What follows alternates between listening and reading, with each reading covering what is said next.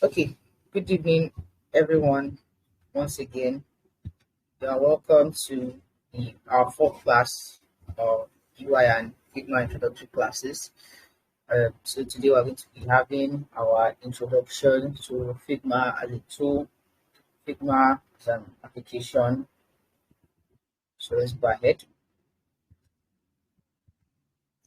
Okay, so Figma is a tool, like I mentioned earlier, for an application that helps designers to bring their designs to life. Figma also has FigJam, which can be used for your research, UX research purposes.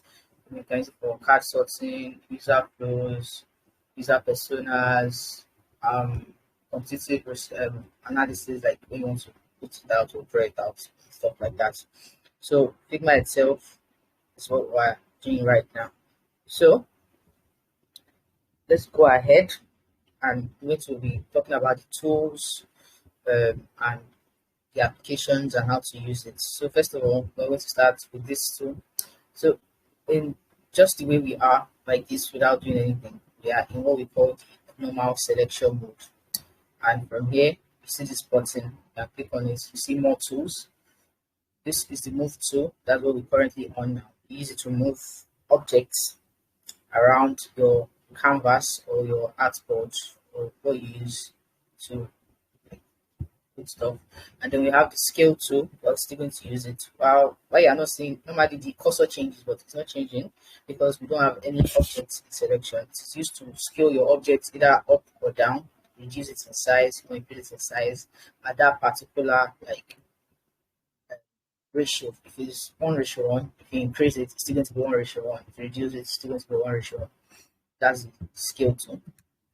Next thing here we have is the frame tool. So as you can see, when I clicked on that, this opens. So we have different frames. We have for different phone sizes, iPhone, Android.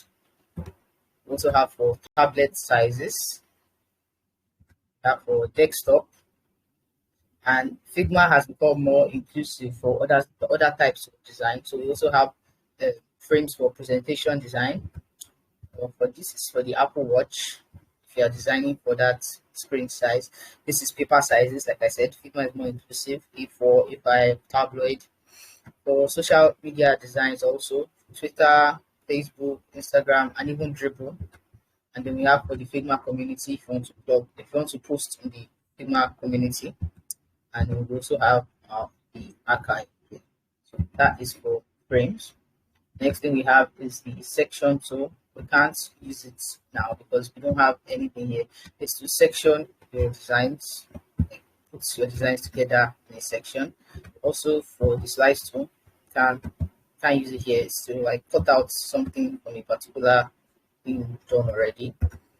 So so now we move to the object. Remember, this is an interactive class. If you have a question at any time, and just unmute your mic and speak up and ask a question. So now we have our objects, our shapes. Starting with the rectangle tool. To draw a rectangle or to draw any object, even your frame also, you can either just tap on it. You see, we have this object. This is a square, also taps. If you look here, you see the width and the height, that's 100 by 100. The square has equal sides. This X and Y is the position of your object on the canvas. As you move it, you see the X and Y values change, but the width and height do not change. You're just moving it around on your canvas. You can also, just delete for that. We can also draw the rectangle by holding and dragging. Anyhow I move it, I can get that size. Anyhow I draw it, I can get that size.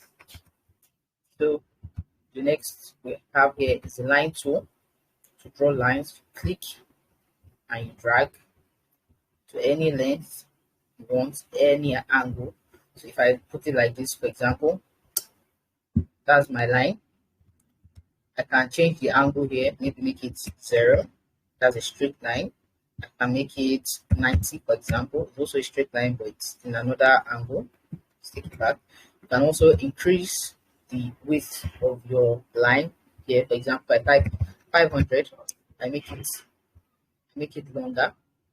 I type 200, it's shorter. So you can edit your width of the line.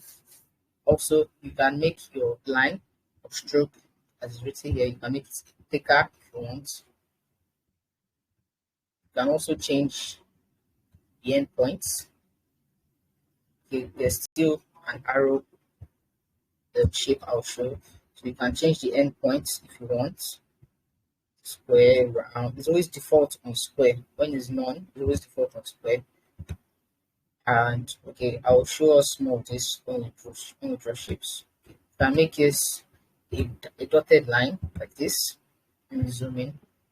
You can increase the number or just reduce it. When you reduce it to the end, it becomes 0. So you can see you can change the dash cap. This is straight, as and this is rounded out. So that's for the lines. Next thing we have here is the arrow. Do it like the line, click, drag, you have the arrow. You can also change the endpoint of this arrow, like I showed earlier, or you can reverse the endpoints, swap it to the other side. Okay. The next one we have here is the ellipse. Just like the rectangle, and just click on the screen and just tap, and you have your ellipse. And you can see it has both sides, 100 by 100. That means it's a circle. And also, you can also draw it out, hold, and you drag. If you want a different shape that's not really a circle. So these are different types of ellipses. Okay. Another thing we can do is to edit the circle. Come here, you hover on this round white stuff here, and you click on it and you drag. So that's how you edit the circle. So you start with the sweep. The sweep is like the percentage of the circle, or of the you can imagine it like a pie chart, like we did in like secondary school, you know. So this is 100%, this is 4. Reduce it, and just like that. Next one we have is the ratio, which is more or less like the thickness of that particular circle. You can either increase or reduce it. That's the ratio. And the next one is start or stop. The start or stop angle. This is 0. If I move it up here, it's going to be minus 90, because that's that particular angle. If I move it here, it's going to be 90 degrees. If I move here, it should be 180. Okay, minus 180. So that particular one is just for the angle. Let me show us the one also for the rectangle. At the corners of the rectangle, you see this white stuff here too. So when you pull it in, you are increasing the corner radius of your shape. If you increase it to a particular extent, it becomes round, it becomes a circle. So you can increase or reduce the corner radius from there. You can also do that from here. When you go by, you see corner radius. You can put in a value, let's say 8, or you can manually increase or decrease it with your arrow button. That is up or down. Next one we have now is the polygon. So I can click and I have a polygon. A polygon has 3 sides or more. That is why we started with 3 here. So when you hover, you see that is the count.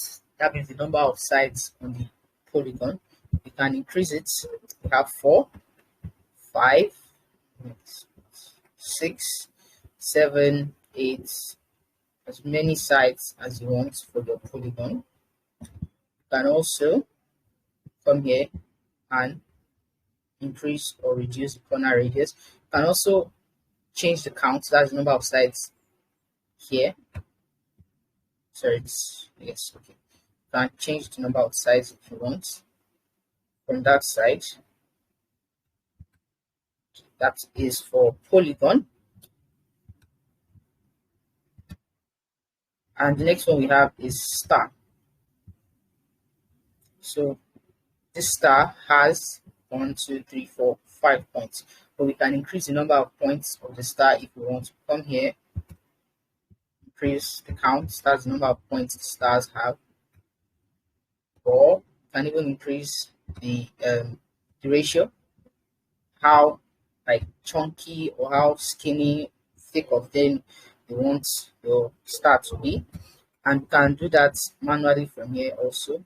Maybe increase or reduce the corner radius, increase or reduce the ratio, and increase the or reduce the number of points on your star. So the next thing I'm going to show us is how to go into vector selection mode. To go into vector selection mode, what you do is you click on your shape and you press the enter key on your laptop. You can see it went from, let me press it, it went from being just this plain old shape to something that has like line when you hover on it. So as you can see, when it is selected, you see this corner points, you can move them into any how you want. Okay, so for those who follow me on Twitter, you see that I did a few illustrations online. So most of my illustrations are done on, all of my illustrations are done on Figma, not Adobe Illustrator. So this is what I use, the vector selection. Also, you can add points to your shape with vector selection mode. You come here, click on the pen tool, see this plus, that is a new point that you have added. So you can come back here and you'll be able to see the new points. Then there was nothing here before, but now it's there. So you're able to move that particular point anyhow you like. Another thing we can do is the pen tool.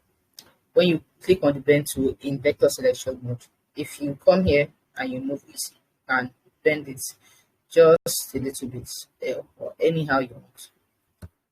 And just double click, and that's how you use the pen tool. So I'm going to show us how to use the pen tool to draw curves and line and waves and whatever now. So next to here is the pen tool. So you click on the pen tool. It can give you straight lines, or the pen tool again can give you lines at any angle you want. So that's what you can use the pen tool for. So another thing we can use the pen tool for is to draw curves or bends or curves. Okay, so you click like you want to draw your normal pencil or normal line or whatever. Then you click on another point, you hold and you drag or you bend. So this one will do it automatically for you. You go again, just it's going to go like that. Then you just click and you bend it to any angle you want. And then to go out of this mode, press enter again. You can also edit it by pressing enter, click on the point and bend it however you want, or however you want. You can just bend it however you want. So that's the pen tool. The next thing we have is the pencil tool. It's similar to the pen tool, but instead of giving you like very clean lines, you have to hold and drag. Imagine you are writing on a piece of paper, or you are writing on an iPad or a tablet with your stylus pen. That's how the pencil tool is. So you have to keep holding to use the pencil tool. Immediately you take off your finger, it stops drawing. So that's the pencil tool. So does anyone have any questions before we go ahead? Do you have any questions? Okay, I don't think anyone has questions. Go ahead. So the next tool I'll be talking about now is the text tool. Now to use the text tool, you can either click like we've been doing and type this example, or click on this again and you create a text box.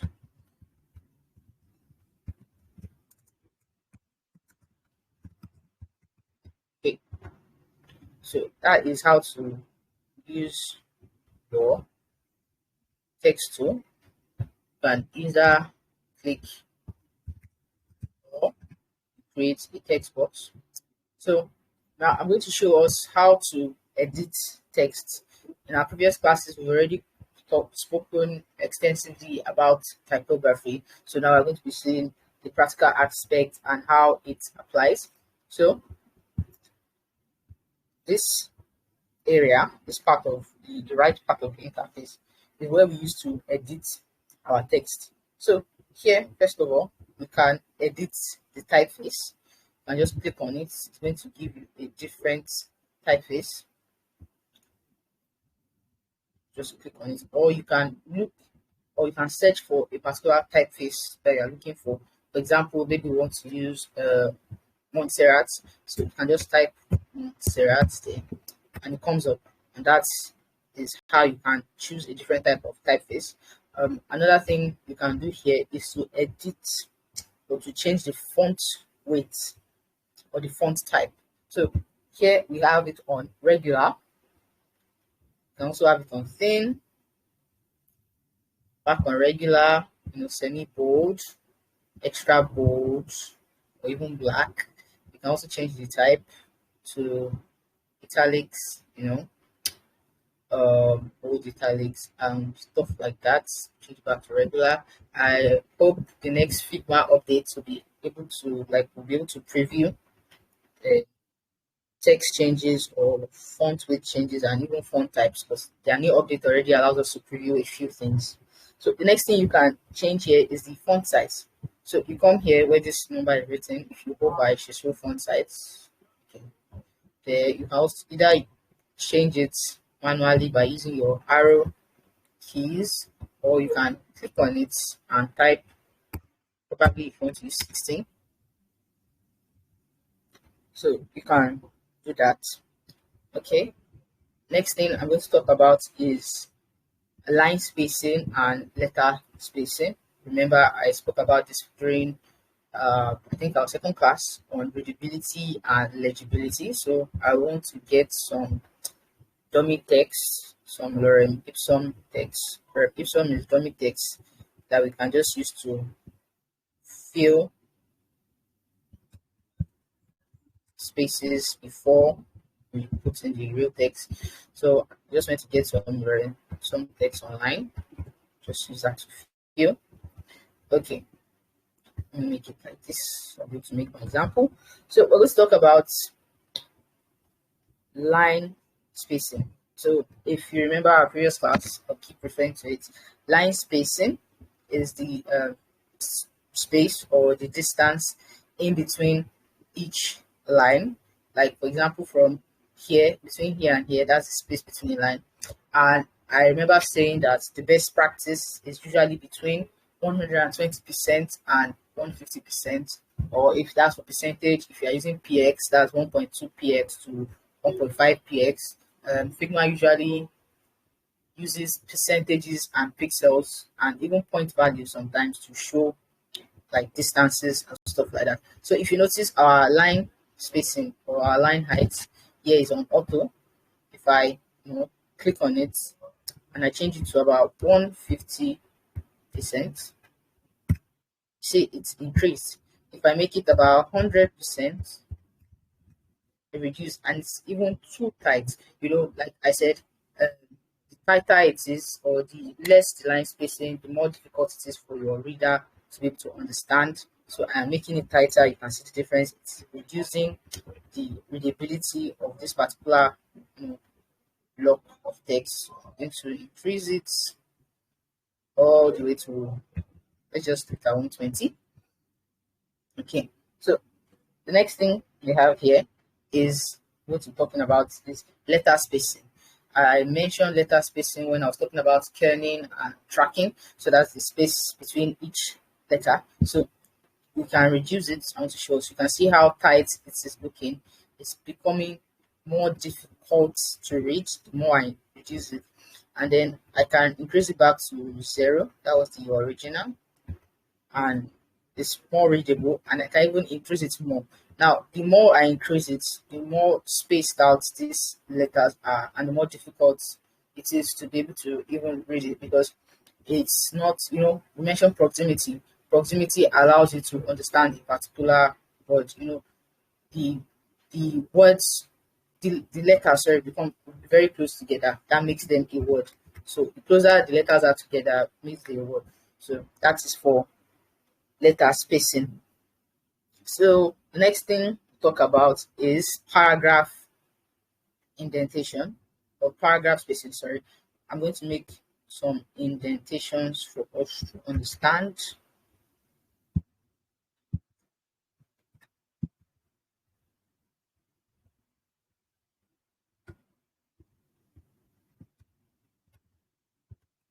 Okay, so I'm going to increase the paragraph spacing. You can see that where I made indentations, to make indentations, you just click there and press enter on your key or your computer on your keyboard. So I increased it and increase the spaces in between.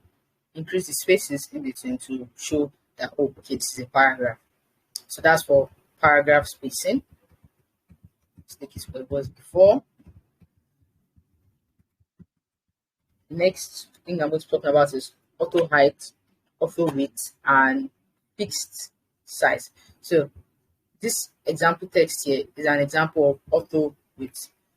The more I type, the more it extends. Okay, you put it. The more I type, the more it extends. So that's an example of auto width. The more you type, the more it expands. It keeps moving its width and adjusts to the the number of, excuse me, number of letters, number of sentences that you have. If you take it here, it's no longer auto width. So let me take it back again. Watch this carefully. Now it's on auto width. Immediately I move it, it changes to auto height. Did you notice that? Because now it is moving according to the height of the text. So let me use this. If I drag this, oh, sorry, this is still unfixed. Let's leave that one. So if I drag this, it becomes much longer. If I make it smaller, everything becomes more secluded to one area. So that is auto width, auto height. Sorry, it's the text in the text box adapts to how you squeeze in the box or how you make it bigger. Now the next one is fixed size. So this one is highlighted. So fixed size means that I remember when I drew this, I used a text box and I didn't just use the normal clicking because it's a fixed height. Now if I want this block of text to be able to fit into this text box, or I want this text box so I'll align to the block of text, all I need to do is just come in and click on auto height. Automatically it adjusts to the block of text, and when I drag it, can move it. Let me take it back. So when it was here, it was okay, it's still responsive, but see, it is not. I have to drag it here.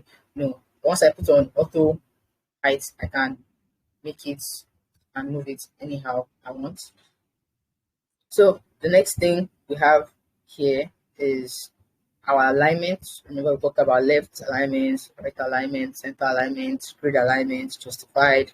So we're just going to show this is left alignment. It is usually standard on left alignment because a higher percentage of languages use left alignment. English, Spanish, Russian, so many languages, French, Portuguese. More than 70% of languages in the world use left alignment. So we also have center alignment. Everything tries to be centralized. And then we have the right aligned. So okay, going to put our next example. So I want to use this as an example. Okay, let me show you one more thing. As I pull this down, if you notice this side, it changes to fixed size. So that's another example of that. So the next thing I'm going to show you is not just bottom, top, and middle alignment. So if you look at this, let me make this. Okay. If you look at this, you notice it is at the top left of this text box. That is the standard. That's the default. It always moves to the top, to the left, and to the top of the text. I can also align it to the middle here, and I can align it to the bottom. So that is for top, middle, and bottom alignment. And then we also have more type settings here. And Figma has added a few new updates that I'm very excited about that helps with this. So you can have your auto height here, fixed size, auto width. You can have truncate text where it's like reduces the number of words and just makes it, let's see something. Oh, sorry. So that's for truncate text. Then we have our alignments we just mentioned, left, center, right, and justify text. We also have our vertical trim. Okay, let me make this so I can show some example vertical trim. Okay, so this is on the not default, the standard, and when you put the vertical trim, it reduces the height of your text. This is very, very useful when we start doing more on auto layouts and stuff like that. So we also have the expiration. This is none. Can underline our text, can strike through. So that's how you do it. Then we have paragraph spacing that we showed before. We can also have lists, when you're typing, like, okay, sorry. So this is one, text, two, number, something like that. So you can change your style to, bulleted list or numbered list. So then list spacing, space in between your lists. For case, uppercase, we have lowercase, newer updates and bonus. Title case, small caps. Everything is capital letter, but it's not the same thing as uppercase, if you notice. Then we have equal caps, first cap, so everything here will be just small letters. So if there are any questions, please ask before we go on. Okay, no questions, let's go on. So next thing we'll be talking about are colors. I'm going to draw a shape. Let's use this. So to change the color of an object or a shape, you can change the color of frames in Figma. Come here to your fill section and then just change the color, as easy as that. You can also come here, pick another hue, pick a different type of color, and there are different ways you can change your color. You can put in hex codes to change it, and input a hex code, 00, something like that. Or you can come here, there are RGB values. I mentioned RGB before. The RGB values, there are CSS values for developers, mostly HSL. I mentioned hue, saturation, and value. Last class? No, our second class. And I mentioned that sometimes lightness can be substituted for value. So you can see HSV or HSL, and HSB is also similar to HSL, but it is brightness and not lightness this time. So, okay. Next thing we're going to talk about now is gradients.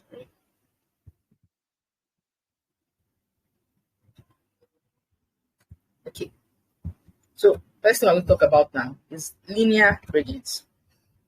Now, linear gradients from the word itself, it is gradients in a line. So you can see this straight line here, it is linear, and the default on linear gradients is the first one is this one or this one here, usually on 100%. That's the opacity value, and the last one, which is the second one here, is on 0%. You can also come here, hover on this, move your linear your line, sorry, to like edit where you want your gradient to be. If you want it at maybe a different angle, you don't want it to be 90, maybe you want 180 or 0, you can do that. You can change the color, the hex code value. See, if I make this 100%, see, it looks like a solid color because I increased the opacity to 100%. So you can change the color if you even want. Change the color here. I can increase the opacity. I can come here also, change the color. I can move it around if I want. You can also add points on your gradient line. Say I just come here, I click here, and I've added a new point. I can move the points. You see, I'm moving it closer to the blue. I can move it closer to the red. I can have it here. You can even, change the color of that particular one if I want, and I can delete it. All you need to do is just press delete. So that is for linear gradient. Next one we have here is, I believe, radial. Yes. So sorry, let me change it to small solid color. So radial, very similar to the name. Radius, which is like a circle, is a circular or radial gradient from the middle to the outer parts of your shape. I'm using a circle because it's going to be easier to understand. Even if you use a square, a diamond, a star, or polygon, any of the shapes we mentioned, it will still give the same effect. So like the previous one, we can move this around. We can come here, second one here, increase the opacity, change the color if you want. You can see it's giving us this radial gradient. Move it closer, moving towards the circle, meaning you are moving the gradient towards the circle, or you can move it away, moving the gradient out of the circle. I can even drag it away from the circle. See, you see everything is red because it's way out of the circle. I can move it closer. That is how this gradient works. You can also add points. Like the last time, just click here. That's a new point. So and delete it also. So that is for radial gradient. Next one we have should be angular. Okay. Now for angular gradients, I remember using an example now. Imagine it is like a pie chart.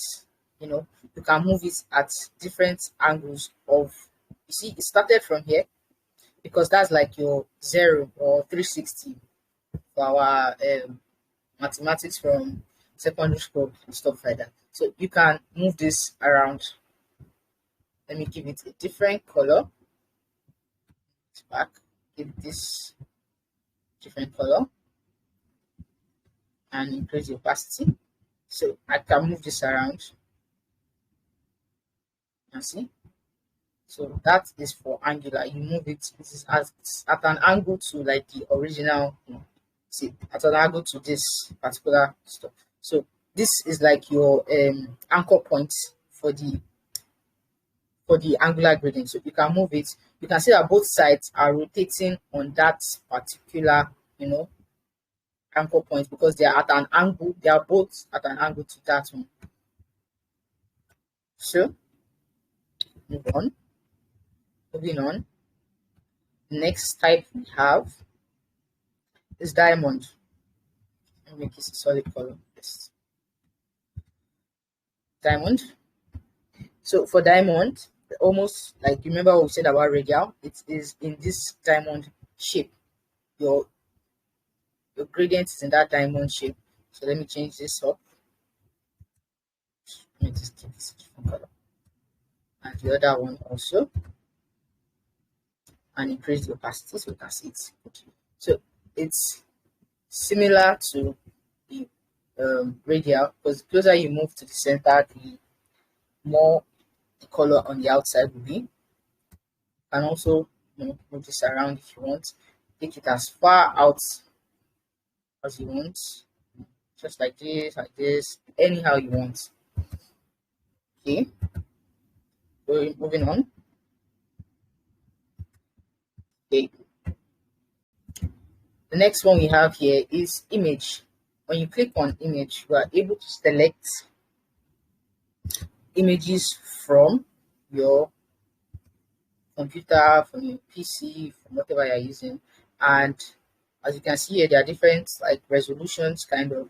So you have fill, you have fit. If you see, because when you look at this place, you can see that there are spaces on this side.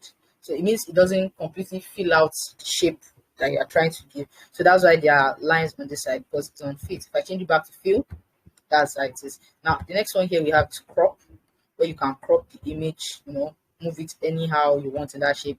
You can make it bigger if you want, change the size, that's what you want, and press enter when you're done. Next one we have is tile. I don't think it will show for this because it is a different shape. So normally for tile, when you change it to tile, it's going to give, like, imagine the tiles in your room or on the floor, on the bathroom tiles, or even in the kitchen, sometimes on the counter top area. So that's what it shows. Like, it will show you the pictures repeatedly in the tile pattern. So you can also edit the image, increase the exposure, as the light, make it dark. You can increase the contrast or reduce it. Remember what we mentioned, saturation, color, how pure the hue is. You can see all the colors are popping out here and they are muted here. The temperature, you can make it really warm, you can make it really cold. We have for tints also. Then we have for highlights and shadows. Okay. So does anyone have any questions before we go on? Okay, no questions. So another thing we can do here is videos, but it's not for the free plan, it's for the paid Figma plan. So you can also add in videos from your PC if you have. So that's for the paid plan in Figma. So next thing we're going to go is we'll talk about is selections. Union, selection, subtract, intersect, exclude. So I am going to get two shapes now. With this, I will also use the rectangle. Probably give them different colors. Let's make this maybe yellow, and let's make this light blue. Okay, so I'm going to show us different selections. So I will move this here. Okay, now for union selection, imagine you want to create like a weird shape that is not like normal, kind of, that's the word, that is not normal. Maybe you have something like this, or you want to put this circle and this rectangle together, and you want them to be like a single shape. One thing you can do is, highlight them both, or you can click on this, hold the shift key and click on this too, or you highlight them both. You come here, click down that union selection, they become one single shape. Now this shape is yellow. Why? Because the rectangle was on top. Now if you want it to take on the color, you can also change the color if you want here, but that's not what I'm talking about. So if you want it to be the color of the circle that you selected, just go back, you will move the circle to the front, click on it, right click, bring to front. Or a shortcut for this is to click on that bracket. It's not normal bracket, it's like the square bracket. Yes, just click on it and it comes to the front. You highlight and union. So that's for union selection. So the next one we'll talk about is subtract. So let's do this again. Highlight and then subtract. Subtract means like you are removing, let's come here, you are removing the shape like on top. So you see that the ellipse is gone here. Now if I did it the other way around, bring this to the front, the rectangle to the front, and then subtract. You see, it was the shape of the rectangle that was removed. The rectangle is still there, but it was that shape that was removed. So that's for subtract. So the next one we'll talk about is intersect. Intersect takes on the shape of where both shapes intersect. See, both the rectangle and the ellipse are there, but it is the space or the shape in between that was taken. Let me make it less. Let's move it here so you see. That one is a very perfect shape. You see, that's the shape that was taken out. So the next thing we're going to do now is exclude. Exclude, it's instead of intersect just takes the shape that is inside. Exclude removes the shape that's inside. So everything else is there, except where both the circle and the rectangle were intersected. So those are Boolean or Boolean groups. I don't really know how to pronounce it. So that is that. Does anyone have any questions on that before we move on to the next part? Okay, no questions. Moving on. So next thing we're going to talk about is margin, padding, gutter. I talked about this in our class about layout and composition. So I'm going to use an example. I'll draw a frame. Use a desktop frame. Yes. So now to draw a layout grid, you come here, layout, and click on plus. Now looking at this layout, it is a grid system because there are boxes. If I zoom in, you just see these boxes. They are boxes of equal height and equal breadth. This is 10px box. So you can make it 8 if you want. Sorry, review that part, please. For the layout. Yes. Okay, let's start again. So firstly, you draw your frame here, and then you come out here to the right part. You see this layout grid. All you need to do is just click on plus, and you have a layout, a grid, sorry, layout grid system. So this grid system is used to align your designs properly. If you notice when you look at designs, most of them they don't pass through a particular line. That line is because there was a margin added. So we're still going to go to that. So this is the grid system. You can increase the grid to 100 if you want. See, there are bigger boxes. Make it 50. The boxes become smaller. So the next one I want to talk about is, let's talk about rows. This one is not commonly used. Rows are vertical lines drawn across from the left to the right. So that's why you see it this way. So you can increase the count. That's the number of rows. So now there are 12 rows, and make it as many as you want. But you don't usually use rows except you are doing more like a what's the word? Like a dashboard system. So you can create like complicated hierarchical grid systems. So you can change this from stretch to center. Everything is just at the middle. You can change it to bottom, the bottom of it, top, stretch everywhere. The gutter, like I mentioned before, it's the space in between your rows or your columns. So I'm increasing it. So let's go to columns actually.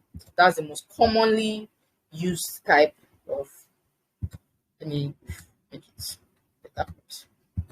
It's the most commonly used type of grid system.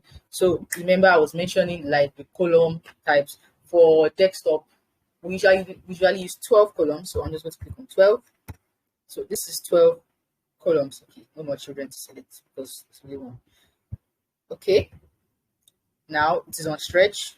You can make it left, right, center, but stretch is what we usually use. Now I mentioned that margin is the space from the end of the frame or shape, whatever, to the where your content will start. So you can have a margin here. For website designs, I think I recommend between 80 to like 120. So let's see 120.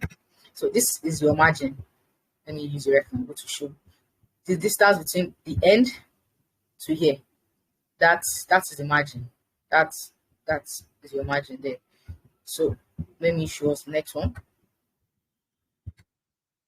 We also have our gutter. The gutter is the space in between columns. This between, let me use another rectangle to show us. Right?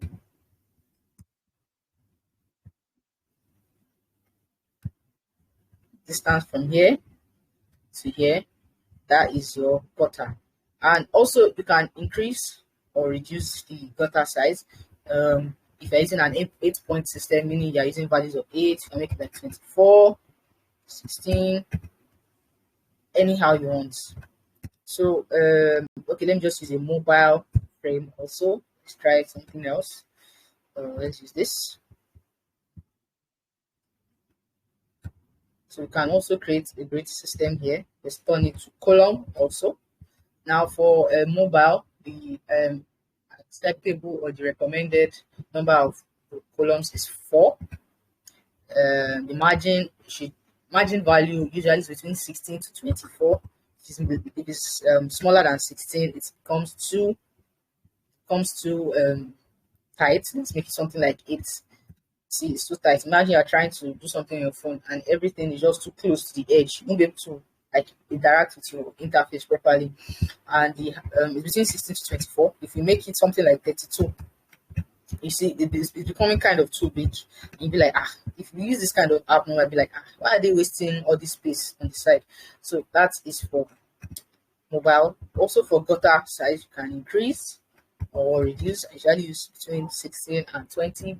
24, rarely use 24 sharp, but that's what I usually use. So any questions before I go on?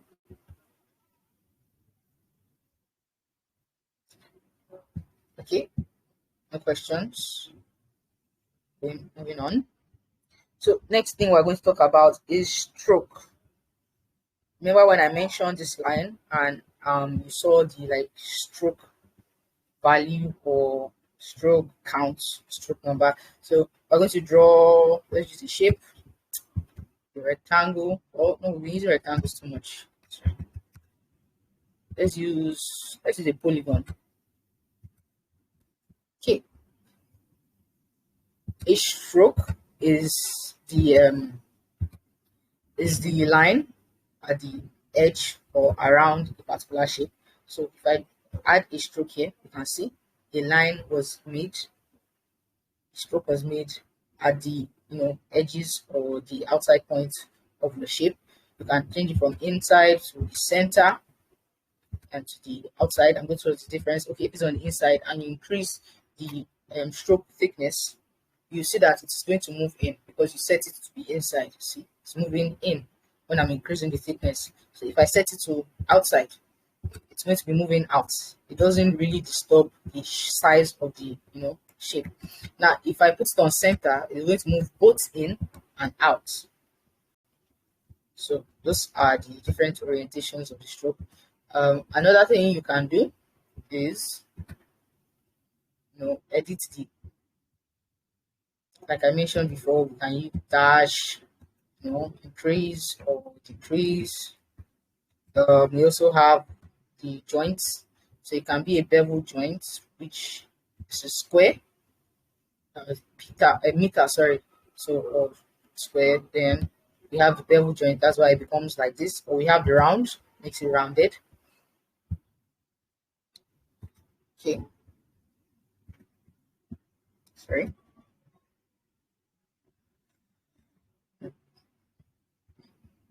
Let me give us a rectangle so I can show something else. Good color.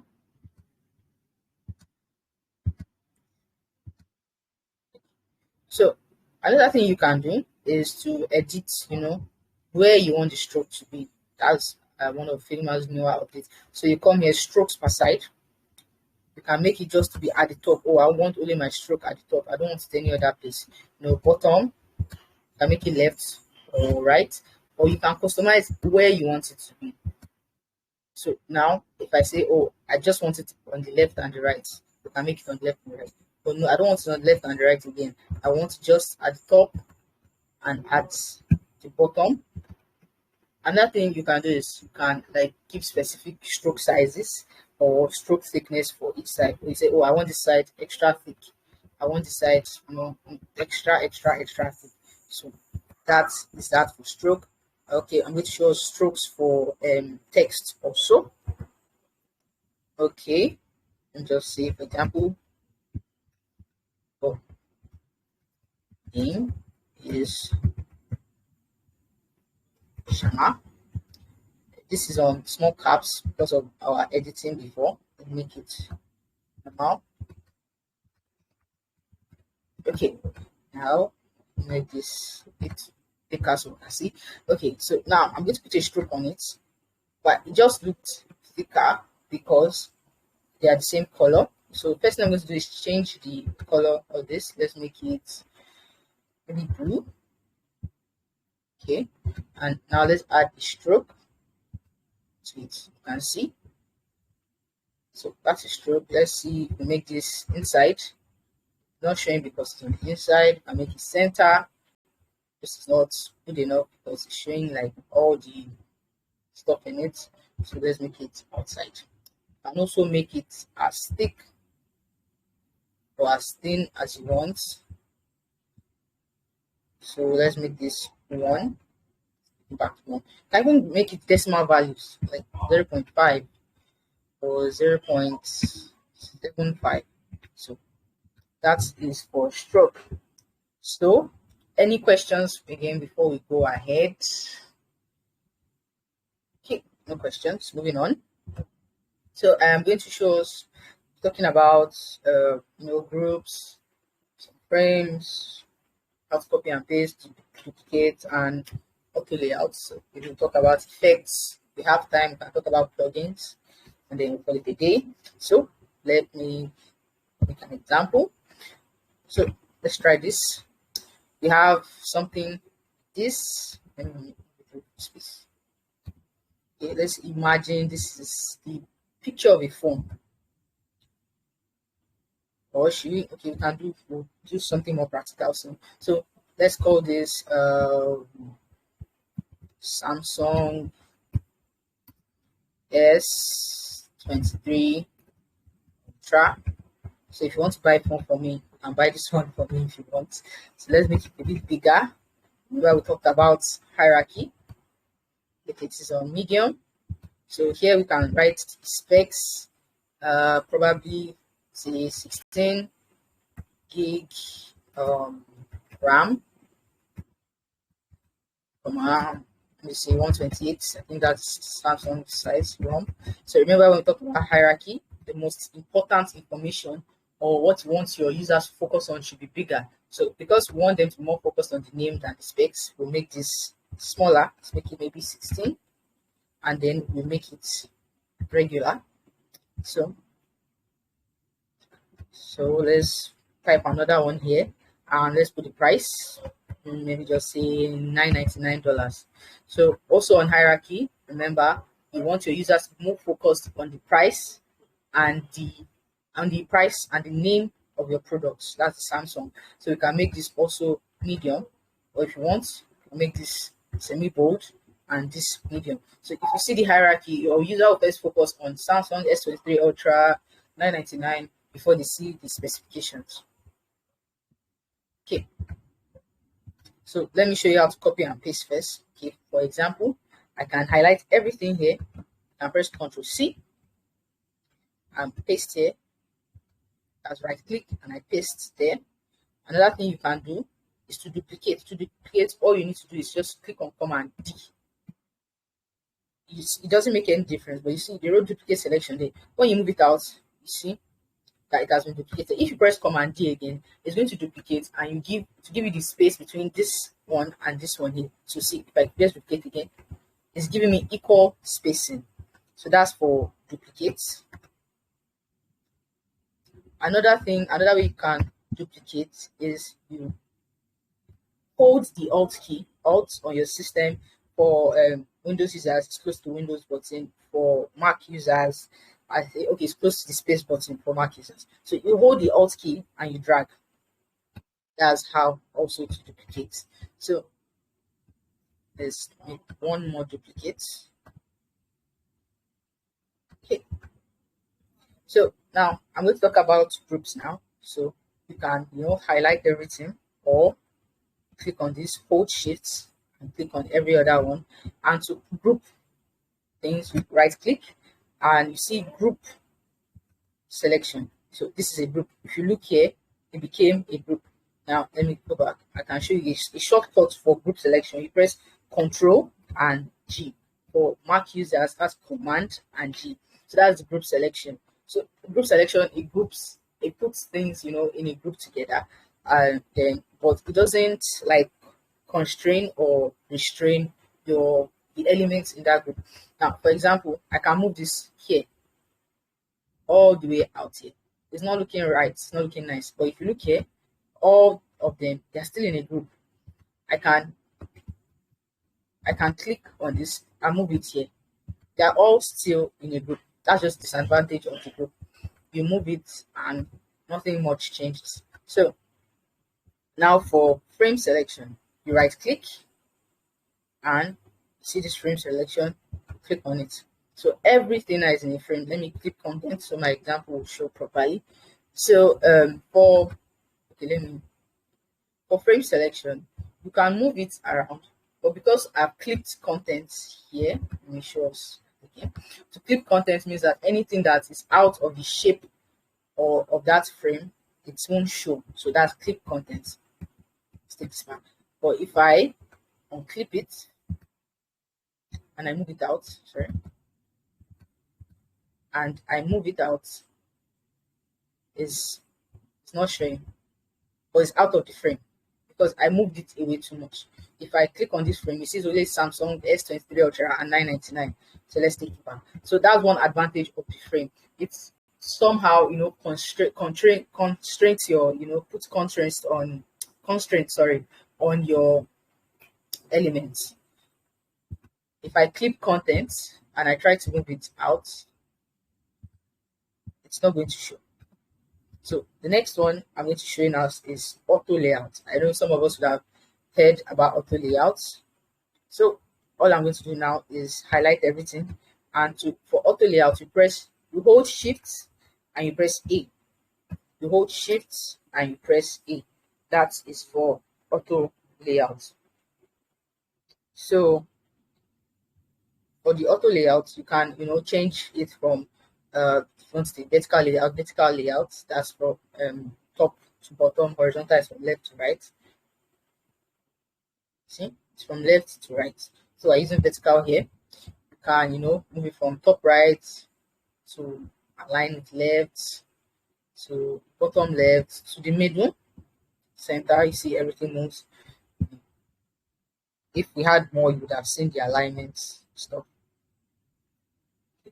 So you can also like increase the space in between on the auto layout, just like this. I always recommend us to use auto layout because it makes your designs, you know, cleaner, much more easier for your devs to be able to use and stuff like that. So you can see the difference between this frame. You can see the difference between this frame and this frame. This doesn't have auto layout. Look here, it just has this frame sign, but this one has auto layout because this one has auto layout. So you can see the orientation or the icon here is different. So if I change this to center, this also changes. I change to right, this also changes. So any questions on auto layout? Any questions? Okay, no questions. Moving on. Okay, up next, we're going to talk about effects. So let's draw another shape. This is this one. So we have different effects in Figma. Just going to be showing us, just going through them. Now, the first one we see here is the drop shadow. The drop shadow is, you know, it's giving the shadow of the particular shape of that object. So you can also edit your drop shadow to the X. As a positive X moves it to the right. You can see the shadow, the shape of the object is what is there. Or you can move to the negative part, negative side of the X. Let's make this. Also for the Y, move it down, that's positive Y, or the negative Y also. The next thing you can do is to blur it, start blurring your shadow, you know, making it a bit more smudgy. Like, you know, there's this method, those that use, like those who draw, if you sketch a lot, use a pencil and then use your finger, or if you have a smudge to like scatter it around a bit. So that's how you smudge. You can also spread out your shadow here. So that is for drop shadow. Another one we have is the inner shadow. That is the shadow inside the shape. You can also edit your inner shadow, you know, remove it inside your shape. Negative is on the other side. Same thing for your Y. Make it like this, or down, for your spread also, same thing. And also blur it. Yeah. So another thing we can do is to change the color of our shadow or our effect. Change it. You can increase or reduce the opacity. Okay. Another one we have here is layer blur. Layer blur makes like whatever you are selecting to blur. If I make this arrow, you can see it looks very, very sharp. If I increase the blur, it looks farther away, kind of. Increase the blur, it looks more blurred, Imagine it's like maybe you are wearing your glasses and then you remove it, something like that. That's for layer blur. Another effect we have is the background blur. We won't be able to see it here because there's nothing behind this. When there's something behind this that you see, you'll be able to see this one. So, any questions before we move on to the next segment? I want to talk about plugins. We still have a little bit of time. Okay, no questions. So I'm going to be showing us plugins. The first, okay. Initially at the beginning, this is how we used to do plugins on Figma. You right click, plugins, and you see many plugins. These are my saved plugins. Okay, but now you can come here to your widgets, so resources. Where you have your components. That's when you make components. You can come here to your plugins. So I'm going to show us the first one. The first one I'm going to show us is a commonly used one. It's on Splash. Okay, so let's see. Let's just put on Splash and search for it. So if you don't have on Splash and click on it, click on, it's going to automatically add. It's going to automatically be added to your plugin list. Sorry. So just hope the network is good enough. I'm trying to run Splash. Okay, running. So on Splash helps you to get images. For example, we want to do something food related. Okay, so let's see. Okay, let's use this one. But you can also search different orientations. You want portraits, because maybe what you are designing has only portrait sizes, landscape. You want to be perfect, like a square. All that. So let's go back to all orientations. Let's just use this first one here. Okay. If you want to, let's try to do just details for this. Macaroni bowl. Let's do something. Macaroni bowl. It's a bit smaller. Then let's put our price. Let's call it only 23. See, this smaller also. It's regular. Sorry. Just want to show us an example.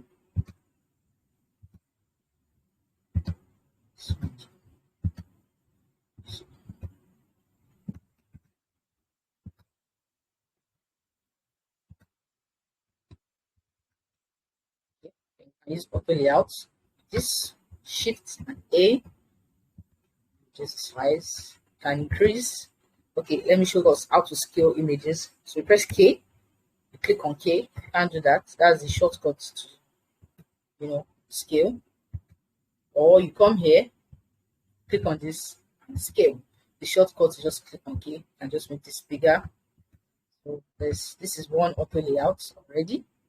And shift, click on this, press your shift and A again. That is another auto layout. And increase the space. You can also come here and increase the space from here. Make minus, but for more details, come here. So this is auto layout. You can also fill your frame. Let's fill it up. See, it's white. Another thing you can do is to increase the spacing on both the left and the right. So if I come here and increase, you can see the spaces, there are spaces on both the left and right.